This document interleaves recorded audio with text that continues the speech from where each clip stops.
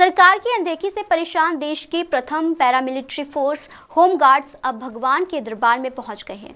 प्रदेश home guard welfare association के अध्यक्ष जोगिंदर चौहड़िया के नेतृत्व में होमगार्ड जवानों ने शक्तिपीठ चिंतपूर्णी मंदिर में हाजिरी लगाकर मां के चरणों में एक भावनात्मक मांग पत्र रखा।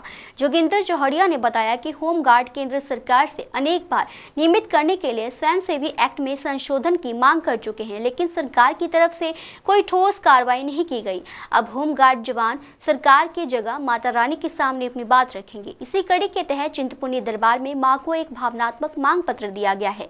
उन्होंने कहा है कि होमगार्ड देश के सैन्य बलों और पुलिस बल के साथ कंधे से कंधा मिलाकर काम कर रहे हैं, लेकिन होमगार्ड जवानों की लगातार सरकार अनदेखी कर रही है। इसलिए अब वे मां के दरबार में अपनी बात रखने पहुंचे हैं और उन्हें उम्मीद है कि मां के दरबार में उनकी गुहार जरूर सुनी जाएगी। कई बार मांग उठाई जी, और अब जैसे नई सरकार बनी है, कांग्रेस की सरकार है, सुक्खू की सरकार, तो उनसे भी आप मिले हैं? ऐसा कोई मतलब मांग रखी है अपनी? सर बिल्कुल, हम लोग मिले हैं। हम पिछली सरकार से मिले, अभी माननीय मुख्यमंत्री मोदी से अभी हाल ही में मिले हैं। लेकिन राज्य सरकार जो है अपने स्तर पर जितना दे सकती है हमें रोजगार दे रही है। चाहे हमारे विभागीय उच्चाधिकारी हैं, वो भी हमारे हित के लिए जो है काफ़ी बढ़ चढ़कर जो है हमें सेवाएं देने के लिए विवश है।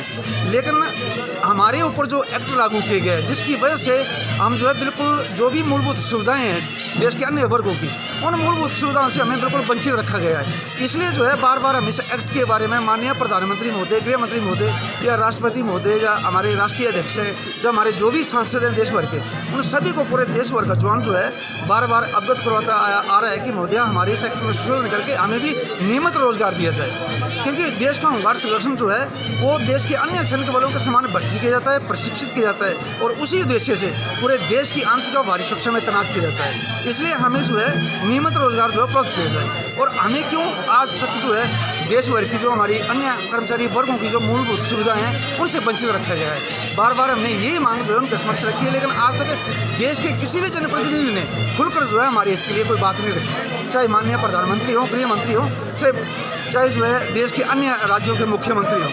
लेकिन हमारी यही मांग है कि माननीय प्रधानमंत्री मोदी जी ने पीछे एक सभा को संबोधित करते हुए पीड़ा, हमारी जो पीड़ा देश के होमगार्ड जवानों की, उसे उजागर किया था कि जब भी मैं सत्ता में आऊँगा तो देश के होमगार्ड जवानों को भी सुख से इनकी ज़िंदगी जो है मिलनी चाहिए। लेकिन आज 8 वर्ष बीत गए, उसके बाद जो है देश के होमगार्ड जवानों के प्रति उन्होंने कोई भी बात नहीं की। इसलिए जो है आज हमने ये माई के दरबार में पत्राचार जो किया है कि माता अपनी सतबुद्धि हमें भी दे और हमें भी न्याय दिलवाया जाए। अब आगे क्या अगला स्टेप क्या होगा आपका, और देश की जो सरकार है उसको लेकर आप क्या उम्मीद लगाए बैठे हैं? सर हमारी तो यही उम्मीद है अब लास्ट की हमारे लिए, अब जितने भी देश के जनप्रतिनिधि हैं उनके समक्ष पूरे देश का जवान जो है पत्राचार भी कर रहा है। मैं वही बात कर रहा हूँ, मीडिया के ओर से भी मतलब उनको अवगत करवा दिया गया, अनशन करके भी अवगत करवा दिया है। अब अगली मांग जो है वो तो पूरे देश का होमगार्ड जवान जो है उसका दिल्ली के रोक कर दे, हमारी यही मांग है, इससे ज़्यादा कोई नहीं। क्योंकि हम यही चाहते हैं कि हम जो अन्य वर्गों को मिल रहा है, जो जिन मूलभूत सुविधाओं से होमगार्ड को वंचित रखा गया है आज़ादी से लेकर आज तक,